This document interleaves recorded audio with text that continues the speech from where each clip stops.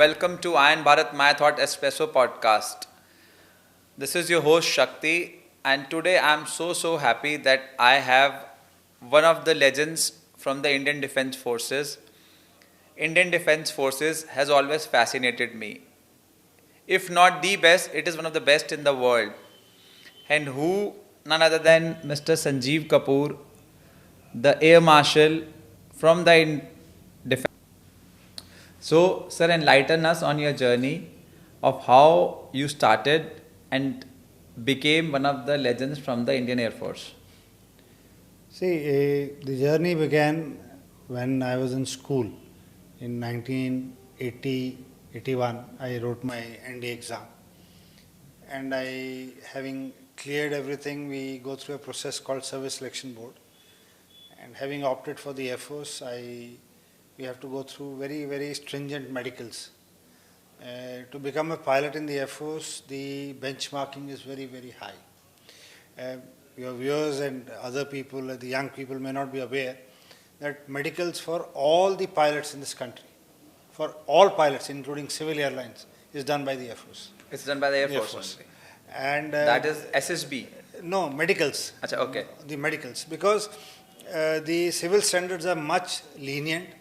The service specific medicals are very strict. Even to become a pilot in the Navy, in the Army, in the Coast Guard or anything, you have to come to the Air Force for medicals. Air Force for medicals. So, and for civilians also. Civilian also. For anybody who wants to fly an airline, has to go through the first initial medicals with the Air Force. We have a special. There are two centers, one in Bangalore and one in Delhi, which specializes in selection of people, whether they are fit enough to become pilots. Because the psychomotoric skills required, your sensory organs, other than your basic 6x6 eyesight, your response, your reaction. For a pilot, it's a millisecond. It's we go through EEG, that's done once in a lifetime to see your brain capability. Your hearing aids are checked, your functions for eyesight, and deep into that, your other factors of hearing is also checked. So we have an audiometry test wherein they see the band of frequencies which you can hear. Because in the air, when you hear anything or this thing, your ear should be. So it is long and short for a simple person. It is very stringent. So you have to deal with a lot of G forces also. Your body should be. So that body should be fit enough to take all those G forces on the body. So after having finished those medicals, after having finished all the process, you go through something called a merit. And then I joined the National Defence Academy in 1982 as a cadet. And it's a 3 years training. It's a tri-service organization. So you finish. And then from NDA you picked into the different streams. So from Army. After NDA, we all go to our respective service academies. So the Army people go to IMA and there are. So you picked from NDA, or you decide that? No, when you fill the form. When you fill the form to join NDA, you have to nominate your service. And then your medicals are done as per your nomination of the service. So you have to tell that this is what I am interested in. So people fill up the choice as Air Force. So thereafter you go to your respective academies. And in my case, we all went to Air Force Academy in Hyderabad. Hyderabad. And this training is for 1 year, 3 years in NDA, 1 year. And then all of you get commissioned. The commission is something for your viewers and for the benefit of the young generation. The President of India signs a parchment. It's called commissioning by the President of India. So every officer, being the highest Supreme Commander of the country. So the officers of the three services get a parchment. It's called the commissioning parchment, and it is signed by the President of India. So the President of India is pleased to appoint you into the service as an officer. So that thing happens, and then of course after your in basic training, you go to specialized training. It means somebody who gets fighters, who gets transports, who gets helicopters. Then after getting commissioned of 4 years of joining after school, then you go to your respective centers for advanced training, that is additional 1 year. And thereafter you get posted to operational squadrons as per your So that's how your journey began. And in that process, sir, you just picked directly to be a fighter pilot, or is it like a different? No. It is evaluated at As per every. your merits. No, there are a lot of factors. Uh, Most of the people are not aware that to become a pilot in the Air Force, you have to have a skill to grasp fast. So a cadet has to go solo in about 10 hours of flying. In 10 hours, you are supposed to fly the aircraft alone. Alone. So Just in 10 hours. 10 hours. So what happens is when you reach the Air Force Academy, and it is Is it, so sorry to disturb, is it on the simulator or exactly an aircraft? exactly. No, we have A $1 billion aircraft, you have to fly in 10 hours. Yeah, no. What you have to do is you have to take the aeroplane alone. So the background work which happens is phenomenal. Very few people realize that to become a pilot, you have to study 18 subjects. 18 subjects. That includes aerodynamics, that includes engines, that includes airframes, that includes avionics, that includes air traffic services, that includes runway markings, meteorology, you name a thing. The reason being that when you are going alone, you should be aware of each and everything which is surrounding you. Each and every equipment fitted in the aircraft, you should be aware. Because if there's an emergency, there's nobody to tell you anything. You have to handle it alone. So how to assess whether things are working fine? What is the genesis, how that thing is working? Like very few people would know that the olden aircrafts had a pitot tube, a tube coming out of the aircraft. So the air pressure through the tube used to give us height and speed.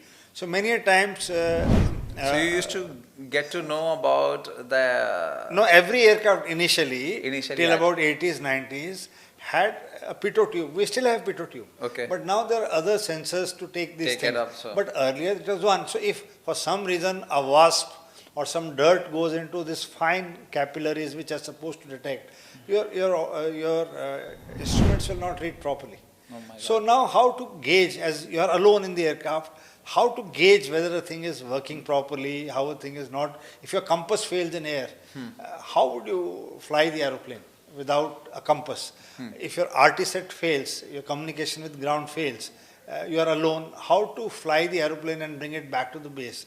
If you have an engine failure, how to handle, if you have a fire, how to eject? How to eject. So this training is very, very strict. And this phase is the toughest phase in the life of a pilot when he has to transition from his school, college days into a military life, and that too into a cockpit, and that too to be in a position to cope up to the standards which So this training period is for almost how much time, sir, post NDA? The good part is the people who come directly after graduation to become a pilot, they go through 1.5 years of training at Air Force Academy. Okay. But people who come from NDA... It's somewhere in Karnataka? No, this is in Hyderabad. Hyderabad, okay. And the best part is I happened to command both the academies. I was Commandant later of Air Force Academy, and I was Commandant later of National Defense Academy. So you have created future generations pilot for the nation. So one more reason to thank you. So it's something, destined. When you join, you never know where your destiny will take you. But I was lucky, God was kind, and I happened to go through this phase. So then from there you pick that this person will be into the logistics, this person will be into the ground staff. That selection is, I'm just talking only of the pilots. So pilots are trifurcated into transports, helicopters and fighters. And thereafter people join with other branches. So there are different branches in the Air Force. And all the other entries are after graduation. Okay. So the graduation entries now are into branches like engineering. You need a BTech for that. Then there's entry for accounts, entry for logistics, entry for administration, entry for legal. So there are different meteorology. So ground staff is also equally as important as the fighter aircraft. Yes, obviously. Where the air traffic controllers, ATCs, You cannot fly an aeroplane till your support system and environment doesn't exist. So for them also, the process is stringently The same. training here is at Air Force Academy for everybody. It's exactly the same strange. Yes. See, so all training for all officers, cadets is at Air Force Academy in Hyderabad. All branches. So you headed the organization. Yes, So yes. then in that process you pick the person as per their capabilities in different Yes. streams. See, one is you have opted for a particular branch. So you get trained as per that branch. Now within the branch, we have sub-streams. Like for flying branch, say, you have to choose. So that is seen as per your uptake. How fast are you able to take decisions? How fast are you able to handle situations which are not normal? How fast you have the ability to grasp? Because this is that in a situation of war, things are very dynamic. How fast are you able to adapt to the new situation is what it changes every millisecond. So you have to be, and your ability to take split-second decisions is what we encourage, because you don't have time. Exactly. You don't have time. It is all in speed of sound. So you have to realize your situational awareness has to be very high. Your uptake has to be very good. So that's how the whole thing works. So how is it dealing? I think I've heard, and I'm sure there must be very crazy G forces when you're flying it. So how does your body cope up to that, sir? See, one is, and the major reason is training. Every human being is not subject to gravitational forces. So when we begin our training process, there is a lot of importance given to physical fitness. Because you are able to take the G stresses and forces if you are physically fit. Your core has to be strong, your gut has to be strong, your heart should be pumping. So for that, sir, do you have a special, some kind of a we have a centrifuge machine. Okay. The pilot training, you are put through the process to give you a feel of how, when you go into the aeroplane, how the forces will act on your body. It's on ground. So from there, the doctors are able to evaluate that how much of training does he need. Some people are naturally able to cope up. Naturally. Some people are not able to cope up. They feel airsick. Body's trained. They feel airsick. You feel like vomiting. You feel. So that's what. So the muscle memory to be trained like that. So then they segregate people, and then, as per the segregation of the class of people for the requirements for training, you are trained during this training phase. And then once everybody goes solo, then about 2 to 3 months of joining. Because remember, the 6 months at NDA, last 6 months, is also professional training about the service. Other than the tri-service training, the last 6 months at NDA is the professional training. So the army people are given specialized training about the army. The naval people are given specialized training about the Navy, and the Air Force people are given specialized training about the Air Force. So when they reach academy, at the Air Force Academy, they have a fundamentally good base from where they can be launched. So all these ground subjects, which I was talking, aerodynamics, airframe, engines, electricals, hydraulics, whatever is taught at NDA. It's taught at people NDA. Who come directly from CDS, who have done graduate. So NDA actually prepares you mentally. Yes. So because I think more than physical strength, it also requires a mental strength. See, today we need scholar warriors. Earlier, when we were young, Emotional warriors. We used to work on neuro and eye coordination movements. Hand-eye coordination. But today, the technology has moved a great extent. You need people who can understand artificial intelligence. You need people who can understand, how the data transfer from satellite has to take place. You have to have people who understand weapons. You have to have people who understand targeting. You have to have people who understand air defense. You have to have people who understand, communication with other agencies other than your own in air in case you require. So it's a massive thing.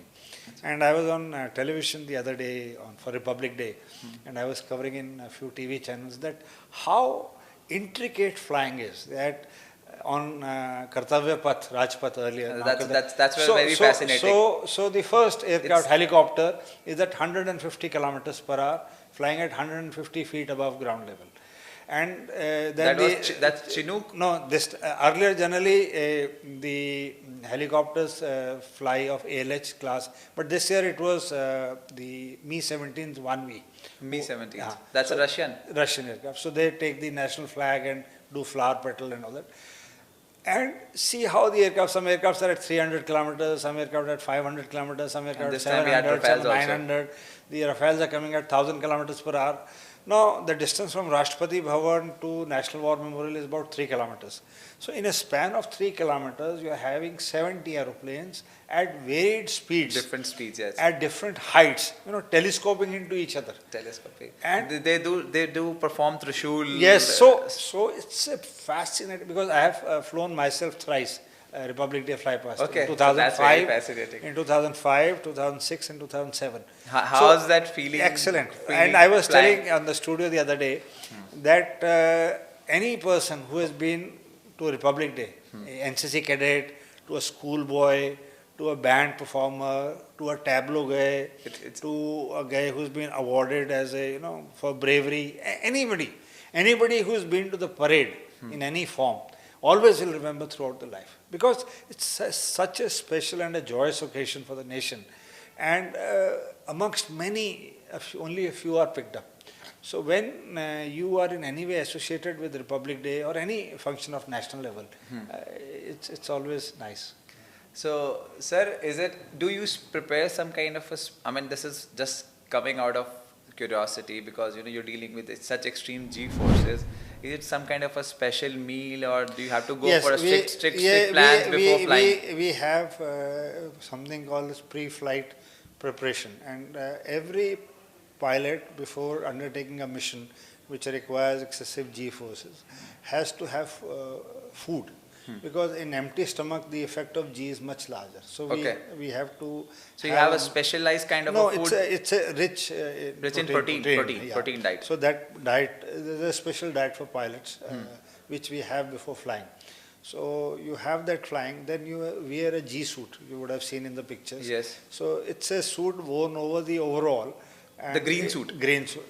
So it inflates. You connect it with. So the air is pushed into those sacs, and it's like a BP machine which you use on the arm. So when you pump it, so it bloats up, so it starts to compress. So similar thing is on your body, the complete body. So what happens is when the blood circulation starts to reduce in G-force, the blood from your head starts to go into your legs. Okay. So a stage will reach wherein you will have all the senses. Now this stage could be at 4G, 5G, 6G as per person's ability to take. But your peripheral vision starts to go off, and then at around 5G or 6G, you blank off. In the sense, you can't see. So that's called a blackout. So now you can't see anything, but you can feel everything. You can feel everything. So your body becomes numb, sir? Numb. It becomes heavy. Because the legs become heavy. Oxygen कम आती है. So नहीं, oxygen नहीं. आप जैसे अगर आप 6G खींच रहे हो, तो आपकी बॉडी, आपका वजन 6 गुना भारी हो जाता है. Oh my God. तो you would be like 450 kg or 400 kg. तो पैर वगैरह ऐसे उठते नहीं हैं, क्योंकि वो 400 kg का वजन उठाने के लिए जो दम चाहिए, that comes into your legs. तो ब्लड सारा नीचे चला जाता है, बॉडी ग्रेविटी से 6 गुना ज़्यादा या 5 गुना ज़्यादा उल्टी साइड में खिंच रही है. एंड उस टाइम पे ये जो प्रेशर सूट्स होते हैं, they help you. So they pump. तो ये जो ब्लड रहता है आपकी काफ मसल्स में, थाइज में, ये ग्रोइन एरिया में, it is pumped back into your heart. So a body is able to take it little longer. So is it true, sir, after every flying in those special jets, you lose some kgs of weight? Yes. It is true. It is. You so how much is it like? As this is not defined. But you lose some weight. You do lose because the fluids in the body, the excessive sweating, you are in a compressed cockpit with oxygen and other support system. So your body goes through a lot of physical forces. So you have to be alert, you have to be agile, you have to be absolutely on your toes, to see nothing goes wrong. You are in a package of 4, 6, 8, 10 aircrafts. You could be a part. You have to format. You have to be in contact with ground. You have to look out for enemy. You have to fire also. Oh my. And yet you have to be physically... Too much, actually, too much happening. So, and so before I ask you further, I just want to, because, seeing you and lot of defense people in the uniform, it just gives me goosebumps. I just feel so fascinated. So how was your first feeling when you wore the uniform? Oh, nothing more special than that. Yes. See, I grew up in military family. My father was in the Air Force. So I got fascinated as a child to see my father, he was also in the Air Force. Yeah. So my father used to prepare his uniform each evening. As a child, many a days I used polish to help your him. own shoes. So I used to see dad polishing his own shoes, putting his ribbons, and it's my very fascinating. mother used to even iron, hearing is giving me goosebumps. My mother used to iron his uniform, and I many a times used to help him wearing his. And I've heard those officers keep their uniforms around in their bedroom, lying just front of them. Is it true? So then, yes, it's fascinating. So as a child, somewhere and then I asked, my father put me in a military school. So I studied in a military school from class 5 upwards. And then, of course, I joined NDA and then Air Force. And the best feeling is when you get commissioned as an officer, because this is one day, I told you like earlier, the President of India gives you the commission. And you have always waited for this day for all your training period. The day you join NDA, the first day, that someday I'll become an officer. And this 4-year journey, crossing all the physical, mental stresses and flying and getting your wings on the day of your commissioning. So our time we used to get our first rank as pilot officer. Now, of course, that rank is abolished. And pilot officer? We were pilot officers when we got commissioned. Okay. Now people directly become flying officers. Flying officer. So that is the first rank in the Air Force. For us, it was the second rank. It's like lieutenant in army. It's like lieutenant in the army. So earlier, army had second lieutenant. Second lieutenant. And that rank is also abolished now. So Navy had acting sub-lieutenant. That is also gone. So when the I think so 5th, 6th pay commission, there was some restructuring of the ranks. So these ranks went off. And thereafter, the feeling itself can't be explained. That the first day you wear the uniform. Yes. And sir, as you were telling that many thousands apply for this to become the pilot, and you select, I think, handful of them. That, as I've seen in certain movies also.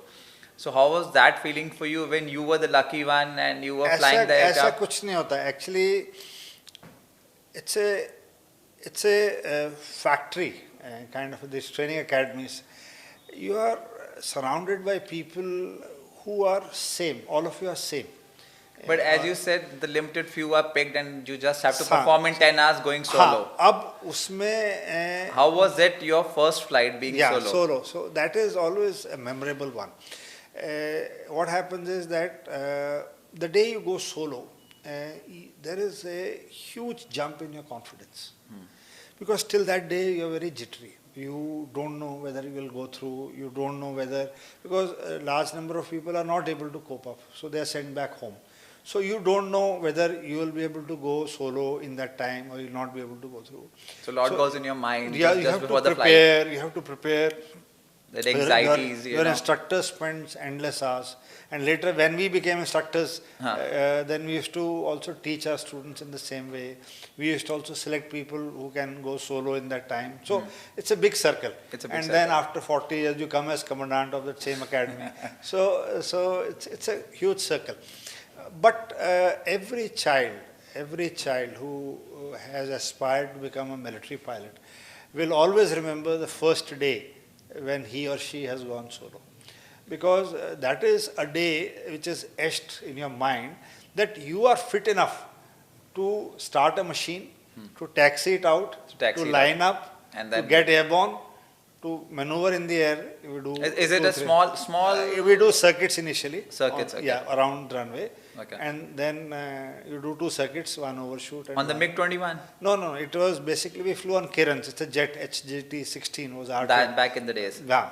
Now Now, of course, it's- those are there, Kirans are there, Now but they are it's- old. Now it's Tejas. Now Tejas is not there. Now the basic training, it kept shifting. Earlier, before us was HT2, That's and okay. during our time it was HJT-16. Then after some time we got HPT-32. When I was instructor, we used to fly HPT-2. That's- HAL produced. HAL produced Indian. Piston jet, Piston. trainer. Hindustan Piston Trainer 32 was the name of that aircraft. Okay. That- It's piston aircraft. Piston engine aircraft. Piston. So that had a lot of issues. So it had a lot of accidents. And then So it for was the decided- audience, piston engine aircraft is that I'll- propeller one? So for the audience, there are different types of engines, Hmm. and ones in which you don't see a propeller anywhere on the body of the aeroplane. That's a jet engine. It's a jet engine. It's a Simple, jet- simple, simple simple. language. It's a jet engine, and in which you see a propeller. That's a prop aircraft. Prop now aircraft. there are 2 types of prop. One is running Turbo on a- prop and a turbo prop engine. prop. See, Turbo- one which runs on piston engine. Engine inside the aircraft is piston, but Okay. it has a propeller. Propeller. So that is a normal basic trainers are generally used on piston engine. Piston. And- Like Cessna. Cessna Kind is of, a piston. kind of Cessna, Cessna. yes. So HPT was also, now we have a basic trainer in the Air Force called PC-7. It's a Pilatus aircraft. Pilatus. Swiss aircraft. Swiss aircraft, yeah.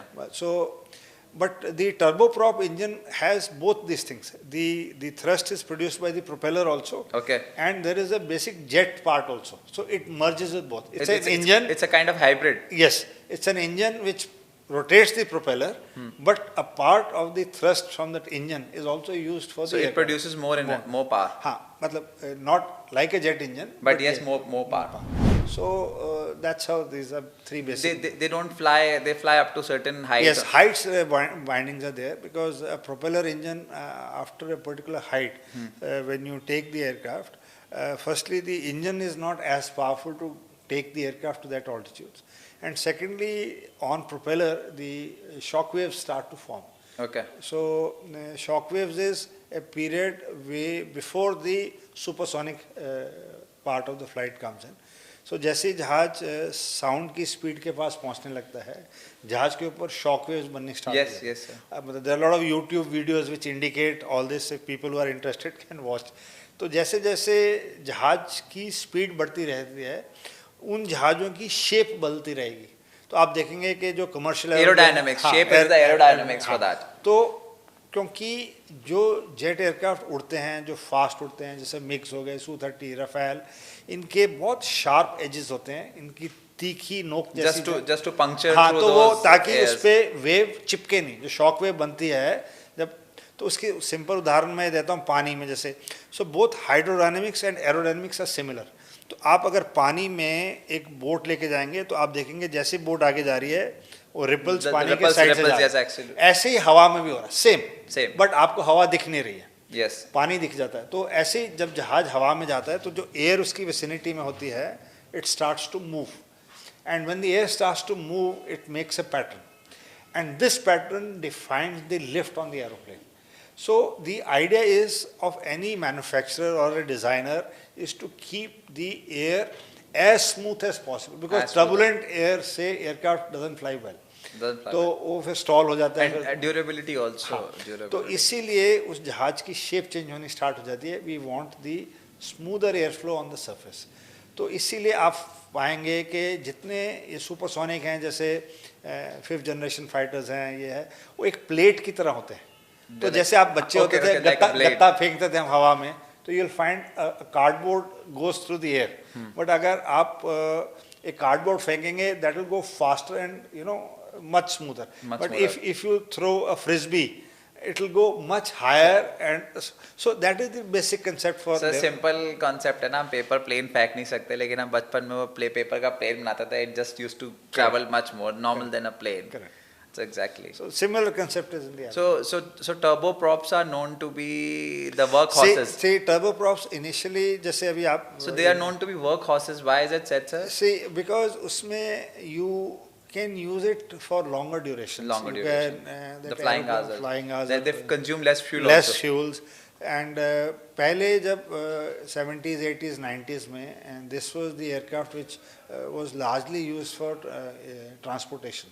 Till jets were few, मतलब jets बाद में आने start हुए थे ज़्यादा. But पहले अगर आपको याद होगा तो Indian Airlines जब होती थी and all these other airlines used to fly these turboprop aeroplanes. But then with the advent of Boeing, aircraft started to come. Then revolution came when Boeing 727, 737s came. Then 747 started to come for long haul flights, and धीरे धीरे then turboprops उतनी height पे नहीं जा सकते उतनी, तो people started to trade off for time. Nobody wanted to travel say 3.5 hours, 4 hours in a turboprop to Bombay. They would prefer to go in 1.5 hours on a jet. तो एक ऐसी स्टेज भी थी कि इंडियन एयरलाइंस का turboprop भी बॉम्बे जाता था दिल्ली से, और इंडियन एयरलाइंस का एक जेट भी ATRs अभी भी उड़ाते हैं हम लोग, बट ATRs अभी छोटे डिस्टेंस पे जाते हैं, they don't do long. But there was a phase when in end 70s and early 80s where you had an option to go to Bombay either by a turboprop or by a jet. So then people started preferring jet. Then धीरे धीरे turboprops got relegated to short hauls. And उसका एक direct implication is on the runway length also. A jet cannot land on all strips. So the turboprops can land on like some places in Arunachal Pradesh, Ladakh. Kota हो गया आपका, पहले पटना होता था short field landing, Daulat Beg holding, ये तवांग के पास zero. They are called advanced landing grounds in services. मतलब army navy air force में उनको ALGs बोलते हैं. तो आगाती advance landing, specialized specialized expertise you need. उन पट्टियों के लिए अभी भी टर्बोप्रॉप यूज होते हैं. So, sir, I have read somewhere they say that amateur people talk about tactics, but the professional and experts talk about logistics. So, what's your take on logistic aircraft? Because we all talk about fascination with super aircraft, with fighter aircraft, but nobody's talking about the logistics and those workhorses for the defense forces. You're absolutely correct, Shakti. People who are fond of military history would recall that in the 1991 Gulf War, the NATO forces prepared for weeks and weeks together to prepare logistics. Okay. So they had. That's how the expert and professionals do. So there's a saying that the professionals can win you a battle, but the logisticians will win you a war. Okay. Because but battles are small, for days. For an